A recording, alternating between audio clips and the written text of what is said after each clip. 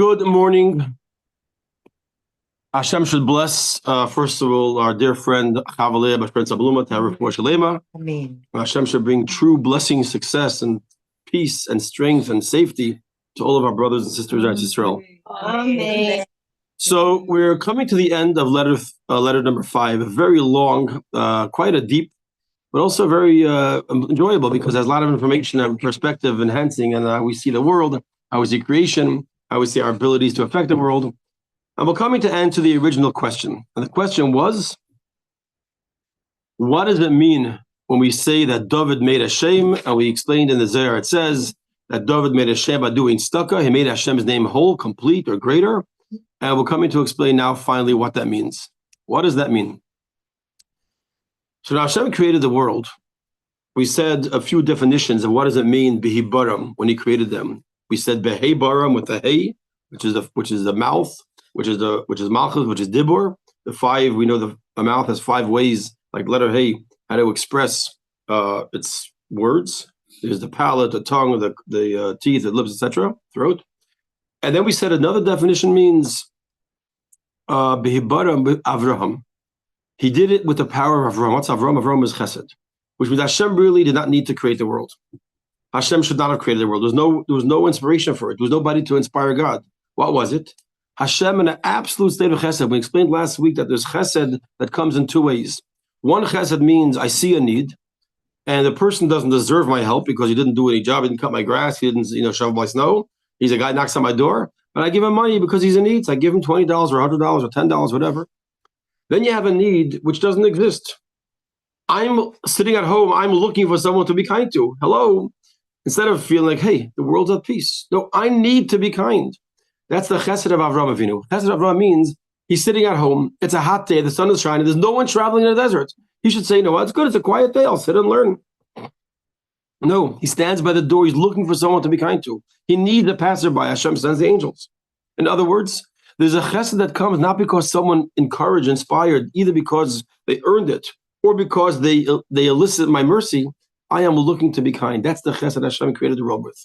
Behibaram with Avraham, with the kindness of the chesed Avraham. There was no Isarus del Sata. There was no awakening from below. Nothing said from below, Hashem, we need, we want, no one was there. Nobody was doing Aveda. Nobody existed. Hashem went and did the chesed of creating the world. Like it says, Elam chesed yabana, Hashem created the world with chesed. That's what we said. But since the creation of the world happened, now you want to draw down Hashem's power to create. Now it's going to cost you. What does it mean cost you? You got to earn it. In the early stages, by creation, originally, it was enough to have Yisarus Adelaila. Hashem said, I'll give. Now, in order to have Hashem come down to this world in the form of both creative powers and giving life powers and giving sustenance and Achava, giving someone Parnasa, giving someone health, that comes by Yisarus Del Sata. That's the awakening from below, that's the awakening from above. That's what we said until now. Now we're going to explain how this answers our question. Why is that? There's a statement that says as follows. Kol ha'omer, and this is the last, if you want to see it inside, we're just going over the last 2 lines of the last class. Bottom of page 216.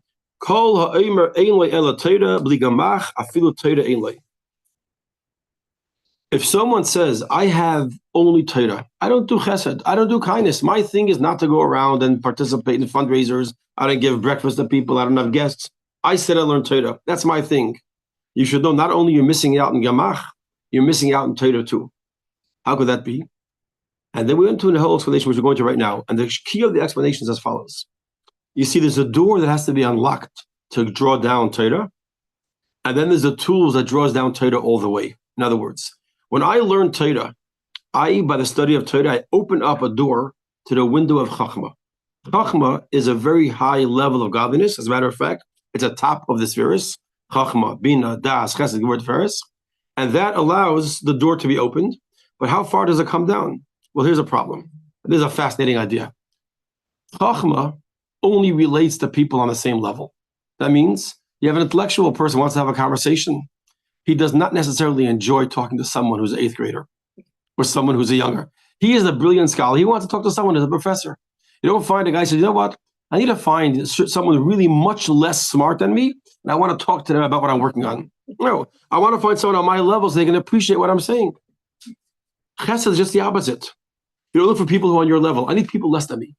Chesed says, I need someone who has less than me, someone who's poor, someone who doesn't have. That's who I need. Isn't that amazing? Chachma attracts people on the same level. Chesed attracts people on lower level.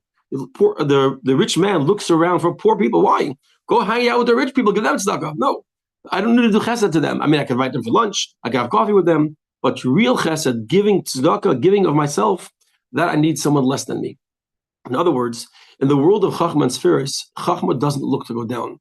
Chachma is not going down. So you could open that door and release Chachma into the world, but it's staying amongst the elite, wealthy people in Bel Air. It's not going down to the regular neighborhood. It's not going down to the poor people. So what do you have to do? You have to tap into Chesed. Chesed now is like water. Water is an amazing thing. Water, see, some things stay where they are. You put something on a hill, a box of, a stack of potatoes, it's probably going to stay where it is. You put water, water's going to find every possible crevice. You think you don't have a leak in your thing, put water and you'll find where the leak is. It will find a way to get to the bottom. Water searches. That's why water is chesed. Water, chesed searches. So what happens is like this. You want to learn Torah. Torah is chachma. A guy says, I'm going to get Torah without giving tzedakah. My friend, Torah doesn't come down to you. You can open the door, you can wave to the Torah, you can get some of it, but to actually go and engage and be transformed by Torah, that Torah should change you. You only get Torah if you have chesed too. And we're going to see that even though in the world there are people that their whole life is Torah. It's called Torah Yamanasai. I only do Torah. As a matter of fact, there's a very fascinating discussion. I just always thought it was interesting. It says if somebody is in the middle of learning Torah, he doesn't have to stop to do mitzvahs. For an example, he doesn't have to stop to hear the Megillah on Purim. So the question is, 1 second, isn't Megillah Torah study too? Megillah is a Torah study. Megillah is very light Torah study. I'm listening to words being read to me. Torah study means I'm engaging it. Meaning Torah study by itself is very great, but you have to, no, even though it's true, I don't have to stop for mitzvahs in general. You do have to stop sometimes. You find even Rabbi Shimon Yochai, who was in the cave for 12 years and the 13th year. Every certain amount of time, we'll see he stopped to do a mitzvah. He stopped to put on tefillin. He stopped to do mitzvahs. Why? Because you have to have a certain amount, and that's even Rabbi Shimon Yochai is at the highest levels. Certainly people in our world. But you have to have also gemach. But we're going to see in a few minutes, that's wonderful. But that's somebody, well, we get there. But that's what we're going to go and say right now. Let's see this inside. It's very interesting because one comes from the head and one comes from the heart. And in the work that I do in energy work, they always say anything that comes from the head and will go to your head. If you go to a lecture and somebody's speaking from here and not from here, you'll be like, wow, wow, wow. But you walk out and you say, what was it about? What did they talk about? But on the other hand, when somebody speaks from the heart, it goes to your heart. And it's like, oh, wow, this was amazing. And you understand exactly what it was. So to me, this is so. Yeah. That's what it says, by the way. Dvarim hayetzim in halev. It doesn't say dvarim hayetzim in hamayach. Dvarim hayetzim in halev. If it comes from your heart, it enters your heart. Yeah. And that's true. In order to affect somebody, it has to come from your heart. But the idea we're saying here is that chesed, by scientifically, chesed searches for those lower than it. Scientifically, chachma searches for people on equal par. That's how chachma works. And therefore, which is lev, for sure. So let's see this inside. Now we're up to the top of page Kuf Tes, and this is where we're starting from today. Even though Eraisa is the word you call Torah. Everyone want to say Torah in Aramaic, it's called Eraisa. Even though Eraisa, Torah, comes from Chachma, Alma, and the world to exist needs Torah. Torah is the way the world exists. Torah, how Hashem created the world. We have all that says Stakala B'Eraisa, Ubara Al Hashem looked into the Torah and created the world. We sustain the world today by studying Torah. And it's needed by people who, meaning, and it exists by the people who are involved and study it. When a person studies Torah, he draws down lights and he draws down hashpa. I mean, Hashem gives stuff to the world. We say in science always waves and particles. Hashem gives hashpa, light, and he gives hashpa flow. He gives all of that through what? Through Torah. Torah is a tool. Torah is what keeps the world going. What does it mean? You draw down Chachma Ilah. Chachma Ilah is the very top of Hashem's giving of self into the world, the Chachma, the highest level of Chachma. And it comes down how? Through Oisis HaDibur, through the letters of Dibur, which in itself is a very big, as we say, Yerida. For the letters for the Torah, the Chachma, to engage in letters, we spoke a number of times that letters are the stones, are the lowest level, are the pipes. They're the lowest way of expression. You have emotion, you have intellect, you have desire, you have pleasure. All those things are very high faculties. Some are called Keches Pnimiyim, which are really Seichel and Middays are called Keches, emotions and intellect are called inner Keches. Pleasure and desire, not desire like I want a cup of coffee, but desire like I have a desire to move to Israel, that type of thing. These type of desires, those are called Keches Makifim. Why are they Makifim? They overrun, they overwhelm. You could have the best Seichel and the best emotions. If you have a desire, nothing stands in the way of desire. Why? Because I don't use logic anymore. When I want something, nothing is a factor. That's explained many times. But all that, it's true, that all the keiches that come down have to express themselves in dibur. Like if I want to say what I want, what I'm thinking, what I'm feeling, what makes me happy. When I express it in dibur, I'm condensing it. If the most easiest way to understand this is the most painful way. If you talk to someone, God forbid, who experienced October 7th, and they share their pain, whatever you're hearing from their words doesn't in any way represent how they really feel. What do you mean? They told me how they feel. Yes, but words can't express the deepest feelings, deepest emotions that's felt inside. And therefore, the chachma to come down to words is already a yerida. But that's how it's done. That's how creation happens. Like our sages tell us, it talks about the Torah scholars are called your children. We say don't read your children, we read your builders, meaning who builds the world, what keeps the world structure functioning. Torah study. This Torah to come down into words, into letters, into this Torah study of a human being, it's a tremendous, tremendous yerida. How to come down? Why would, for an example, the very wealthy, successful man spend time with this beggar or with this person? It's because he has a tremendous passion, tremendous sensitivity, tremendous chesed. Otherwise, he could pick up his phone and call a secretary, go bring a package to this guy. The fact that he'll go himself and he'll give up some of his time and he'll go engage, not just when we say there's two levels of engaging in a chesed. The Memoinai is the easy way to do it. You know, you have company and you can give them food. But begufay, to escort them, to walk them out of the house after the meal, that's a little more. A lot of people don't do that. Everyone's happy to give food. That's easy. But to go and walk the person halfway home, that means you care. That means I like you. Otherwise, why would you walk the person home? You can close the door. Okay, you left. But you walk them because that shows a greater investment than the money. So a rich man or someone to engage themselves with gufay into chesed means I am really feeling this. I'm really feeling mercy. It's not really mercy. I'm feeling kindness. Mercy is something else. I'm feeling kindness. And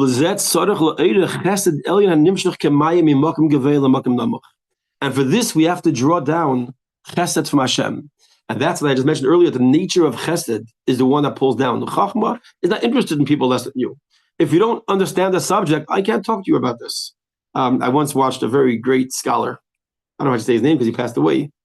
He used the word, but he was so stupid. He was talking to a crowd, a lecture, but I can't handle stupid people because he didn't mean it in a bad way. He's a very kind, good guy. But the frustration of trying to communicate deep thought to someone who's not on your level, on an intellectual level, without emotion, it's frustrating. Then if you have a little kindness, you have patience. Okay, so it's your kid, your grandson, you're happy to talk to them. So chesed is what allows Hashem to say, you know what? I know the Torah, I know this light is so high, it's chachma, but if you mix in chesed, I'll let it flow down, even create a world, even create a physical world, even create a material world, as we'll see. And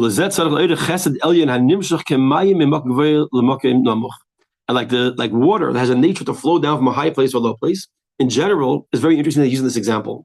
And I don't want to go into the whole explanation now, but just as a side note, in case you're thinking about things you learned in the past, elsewhere we say Torah is like water. Ein mayim ela Torah. Torah is chachma. Now we're saying chesed is mayim. Which one is it? So it says the way Hashem created Torah was for the purpose of like mayim. What does it mean? Mayim is a very interesting thing. That when the water flows down a mountain, it's actually the same exact water that was up there came down here. You know, in a lot of things in life, when you give something to a lower person, let's say a rich man, He's giving someone, I am worth $1 billion. I don't want to show off, but okay, fine. I'm worth $1 billion. And I'm giving the poor man $20. So I'm giving him a little bit, or I'm a very wise man. I'm telling a man a short, easy thought.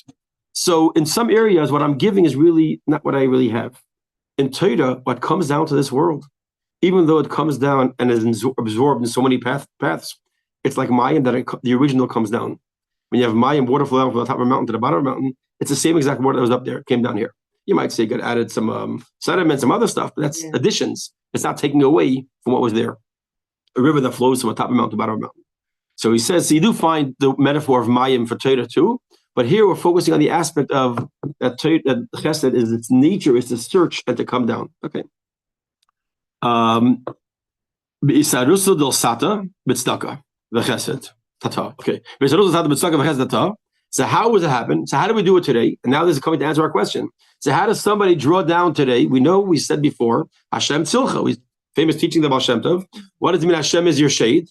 We said one simple thing is Hashem protects you. Very nice, that's true.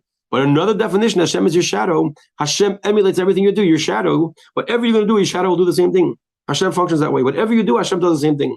You do an act of chesed, you reach out to a poor man, and you say, I want to help you out. Hashem says, you know what, I want to help you out. In other words, when you treat people in a certain way, Hashem treats you the same exact way. Hashem is your shade. Therefore, if we're going to act with chesed, and we're going to go to a poor man who really we have no connection with, he's not in my level of business, he's not somebody I know, he doesn't cut my grass, why are you giving him money just because I'm doing chesed? Hashem says, you know what? I'm going to do chesed, I'm going to draw down to the world too, chesed. So what draws down Hashem's chesed into the world, Hashem's Torah into the world? When you mix in some chesed. It's like, almost like I think of it, like it's a weird example, when you have a helium balloon, and you tie to the bottom a little washer or stone or something to keep the helium balloon by nature wants to go back up.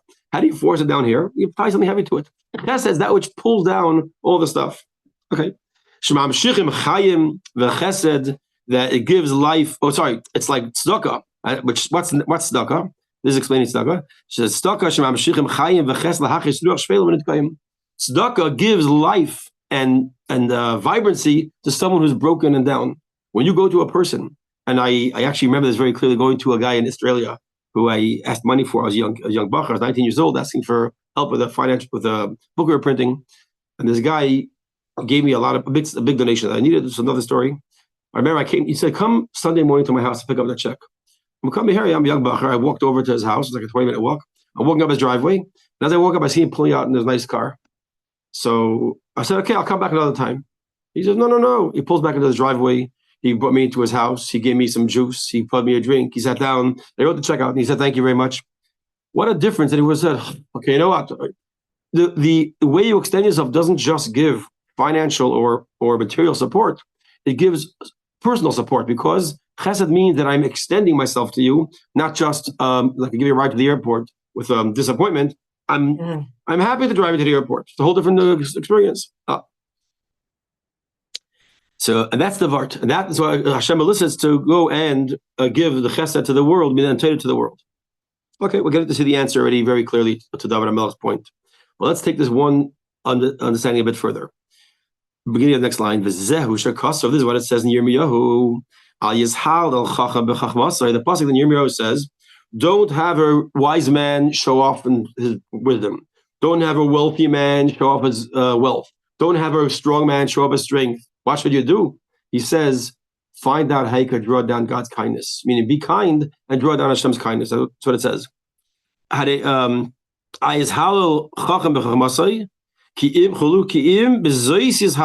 should you do? What should you be praised with?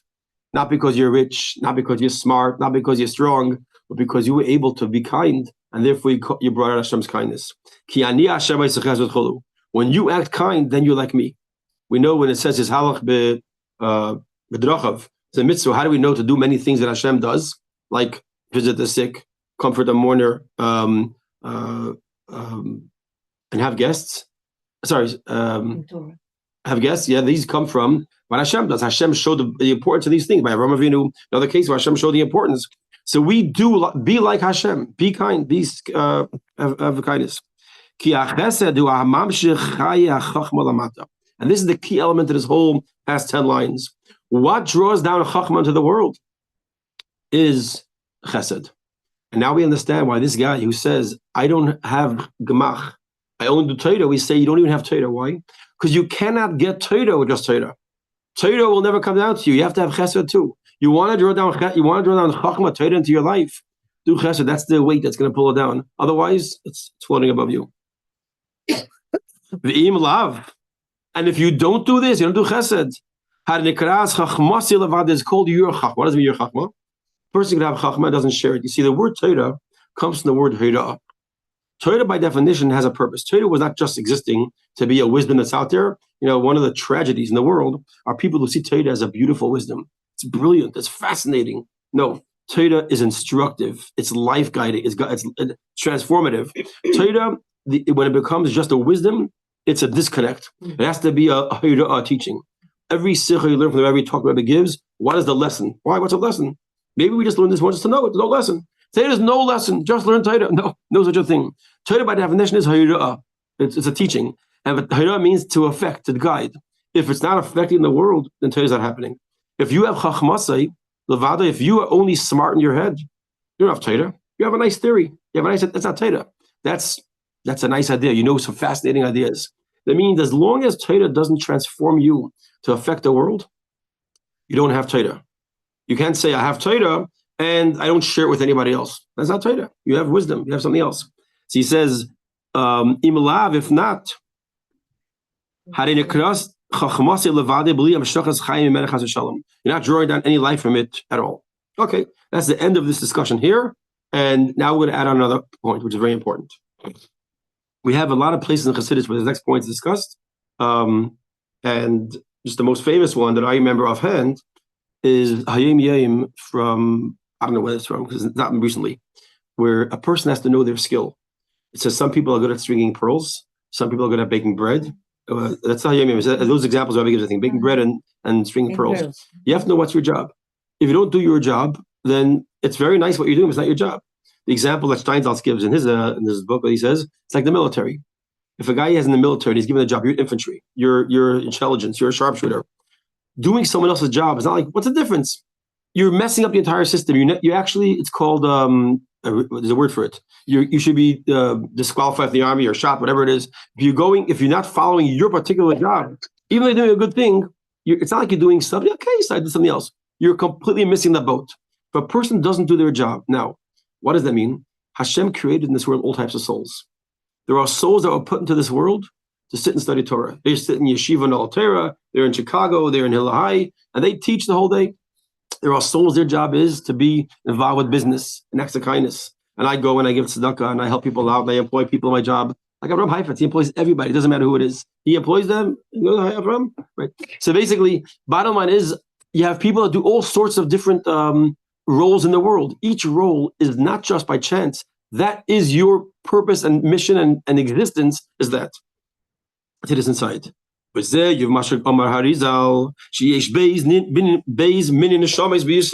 types of souls amongst the Jews.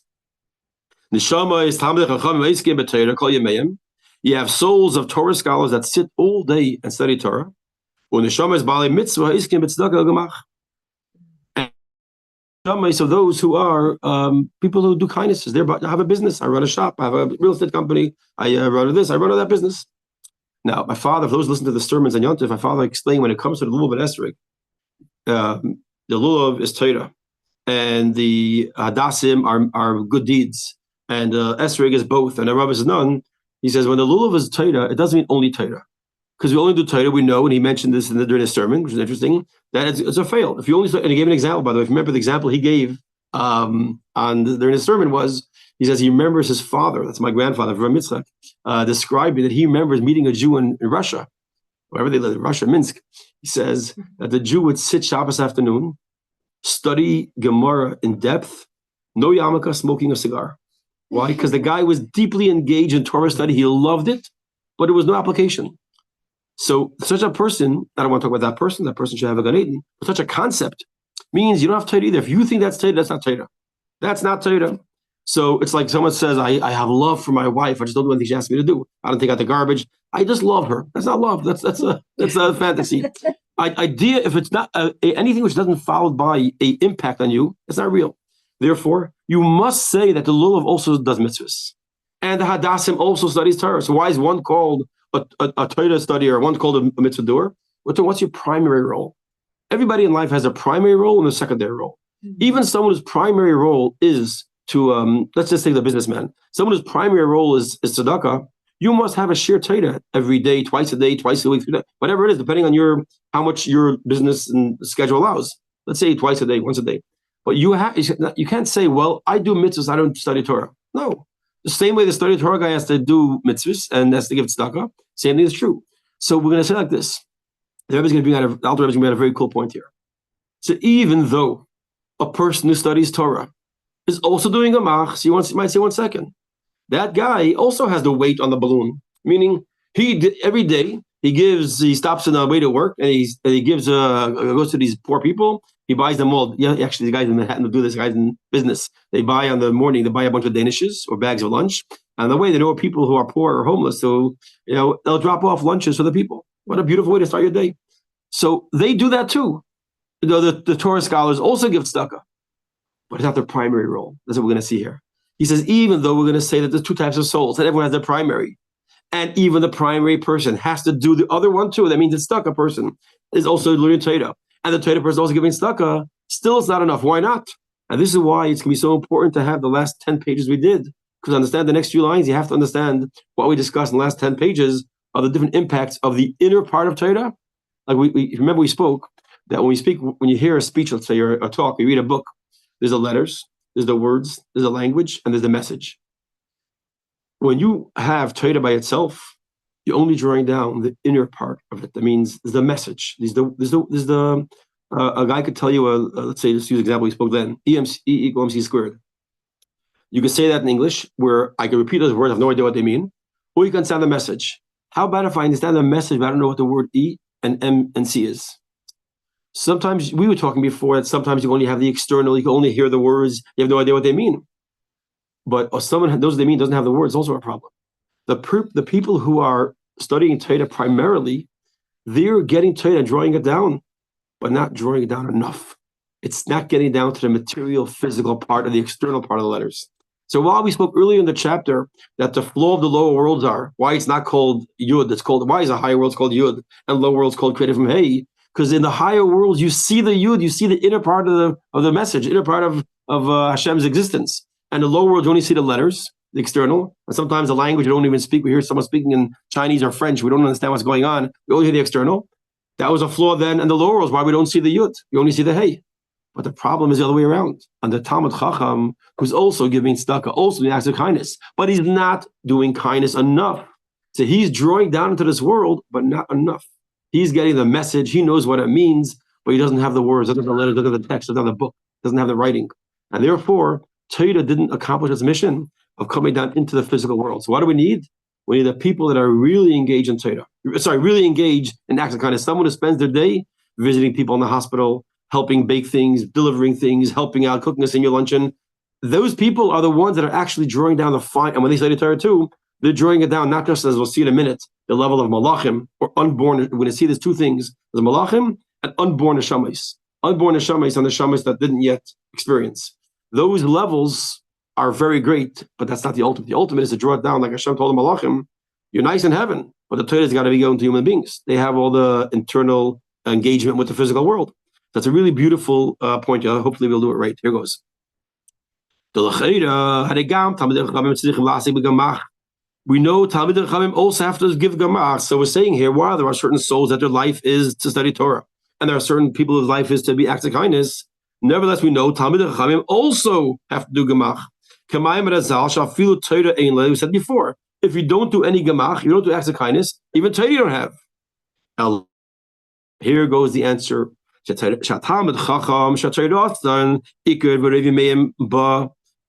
Talmid Chacham whose primary role is to study Torah. And that's what I spend 80 or 90% of my time doing. I only give a little bit of time. I volunteer every morning, or I stop on the way to work and I give tzedakah to the poor people. I give them gemach. Their role in drawing down from below to pull down,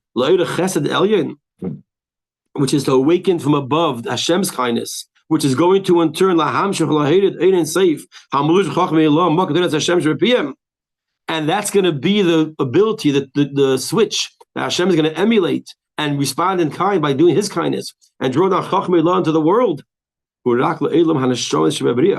It's only getting to the level of the souls of Bria, meaning it's not coming down all the way. It's only coming down part of the way, most of the way. It's not getting down into the physical world. Either al yadei Eisik Talmud. So, and he's gonna say there's two things we do. Talmud primarily is intellect. Talmud is intellect. Mean it's discussion. What's the meaning? It's all arguments back and forth. It's all intellectual arguments. Intellectual arguments reaches the world of Yetzirah. That's how far down it goes. So Talmud study will bring it down to the world of Yetzirah, where are neshamis, unborn neshamis.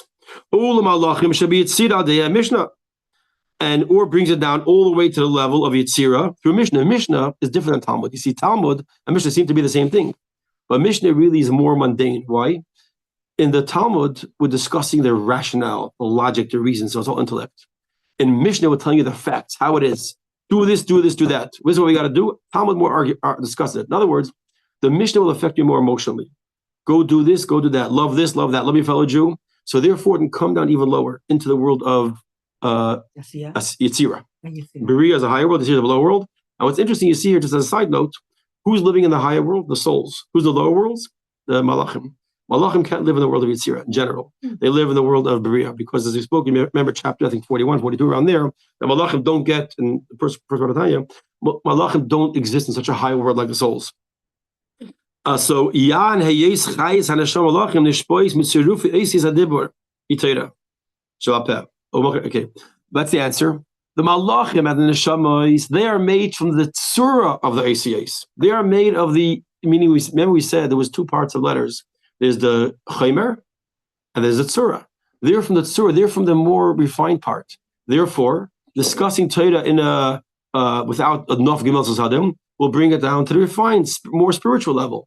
You want to bring it down all the way down here, you got to do something more than just intellect, something more than just facts and emotions. You have to bring it down to the world of Asiya, action. That's why we're going to see Oisim, we make Hashem's name, because that's what Asiya.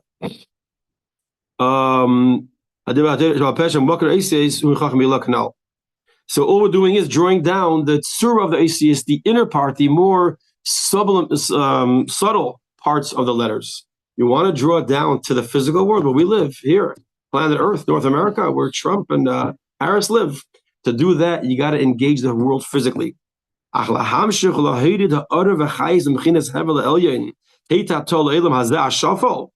draw down the Torah, to draw down Chachmei Elah into this world where we're sitting right now here, into your chocolate chip cookies, into the fig nut cookies. Shehut Simsum Godel be Yeser Eis le Daibis Rus Zach Tam Chachma Iskem mit be Mei mit Stak gemacht. Aber das ist bei Mitzvah Iskem be Revi Mei mit Stak gemacht. You have to go and draw it down through the power, not just of scholars who do some gemach, but people who do mitzvahs who are fully engaged in the physical world and are primarily involved in gemach. They're the ones who can draw it down. Now we have the answer to our question. Why? I'm going to say it inside now. Why does David HaMelech say Yas Hashem? What could draw down and make Hashem's name? Hashem's name is not complete if you don't draw down the Hey, which represents the Hevel. You remember in the voice you have two parts. You have the subtle ways that it's with the words you make, and then there's a Hevel, just the breath coming off the top of the heart, next to the lungs, or in the lungs. If you want to get the physical world affected, you have to draw down. That means that the Hey of Hashem's name engage in the world. You have to draw down Hashem with absolute chesed. Little chesed is nice, absolute chesed is required. So who is the one, says David HaMelech, who actually makes this world God's name? Oisin, they make Hashem's name present in the physical world. People who are engaged in stuck as a primary thing. It says, very nice to be a Torah scholar, and it's very important to be a Torah scholar. You keep the world existing, but existing is not enough. You want Hashem's Chachmei Elah to come down into the world, and that requires a fully engagement of tzedakah, gemach, which is why you see a phenomenal thing in a community in life. Once you pass the yeshiva years, the role of a Jew is not to be in yeshiva, not to be in a kollel. The role of a Jew, yes, have some people, a miyat involved there. There should be some people. There should be a kollel. And that should be a small part of your life. The rest should be manufacturing widgets, baking cakes, whatever you do. Why? Because that's how you make dir b'tachtonim. Dir b'tachtonim only happens if you engage the world. If you're going to be a malach, live in a cloud, like in a desert, live in the heavens, you're not bringing down godliness into the world. You're just having godliness down near the world. You want to have Hashem engage the world fully, you have to be a person that's your primary role. Your primary existence is that I do a job, I work. I also attend the Tanya share, and I learn Iggeres in the morning, and I go to this class, go to that class. But what's my primary role? Involvement in the world. Let's just finish the chapter, because I think we can finish it off. If you have another 5 minutes, it's really just wrapping it up. Like it says in chapter 34, the first section. Wow. And that's why the true name, what's the name we call people who do mitzvahs and support others? They're called supporters of Torah. So people think supporters of Torah means, oh, I support those who study Torah. That's a very mundane, basic level. Yeah, thank you for being the support system. You get a layup, you throw a pass to the guy who makes the basket, you get an assist. No. You are the ones that supports, like meaning not supports, I'm supporting the Torah studiers. You are keeping Torah on the foundations that makes Torah come into the world. You're creating it. Not that your role is, you support me and I'll do the hard work. No, I am the one who does the mitzvahs that's keeping Torah supported into the physical world, because I'm the one that's bringing down the Torah into the physical reality. And that's why it's called Netzach and Heid. What's Netzach and Heid? If you ever look we say before Shabbat Pasach Eliyahu, every one of the spheres correspond to a body part. Netzach and Heid are the right and left thigh. What supports the whole system of spirituality or in a person's life? Your legs are what supports you to stand firmly. Netzach and Heid are your motivators. That's what gets you to stand, to go, to do. That's why we are called the people who do mitzvahs and give tzedakah and have a business. They're called the Netzach v'Heid because they're the ones who make sure Torah could be firmly planted in this world. Now we know why it's called Maisa. Now we know why we don't call tzedakah by the mitzvah of tzedakah. We say the Maisa of tzedakah because the key is the action. And by the way, there's from the Rebbe we see the concept. I think it comes from Al originally that if you have $1 to give to tzedakah, like today was a beautiful example demonstration. Better give 3 times $1 than to give a $5. What does that mean? The more times you lift your hand up and put it down, you do that, you get a mitzvah. So if you have a $1 and you make it into 10 dimes and you put 10 dimes in the pushka, it's a bigger mitzvah than giving $1. To put coins, it makes the noise. It's another thing. But it's better give 10 dimes at tzedakah than $1. Why? Because more mice and more action taking place. Okay. That's why it's called Maisa, because it does the action which draws down into the world of Asiyah. Just to finish the chapter, when a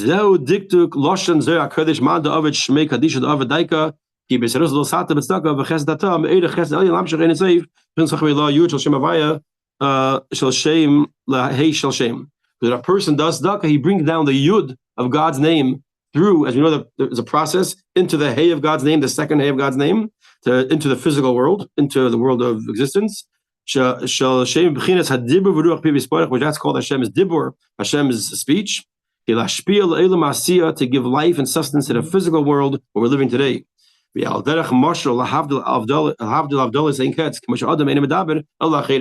Just like by a person, which he says with 1,000 different or 1,000,000 different separations, what is the lowest level of a person? Speech. Why? One of the reasons is the only reason you need speech technically has a lot of benefits, but the reason you need speech is only if other people exist. If you're the only person on this planet, you wouldn't need speech. So what is speech for? Others. That means the whole speech is not even for me. So Hashem's speech was never about himself, it was about something for us. You want Hashem to engage the other, you have to tap into Hashem's speech. The person who's talking to himself, in the old days, you get worried. Now you think they have Bluetooth in the ear. You think they have earbuds. Used to be you pass by someone's car and they're talking. That's a funny person. They're talking to themselves. But because the person shouldn't talk to yourself, no one else is there. But today you could do that. But meaning speech is only required if someone else is there. And what happens when you speak? You're contracting your intelligence, you're contracting machshavtai, and you're putting into dibur. I'm taking a thought that's a very elaborate, long, or complex thought, and I'm putting it into words. Even anyone who's very wise will understand. This is the end of letter Hey.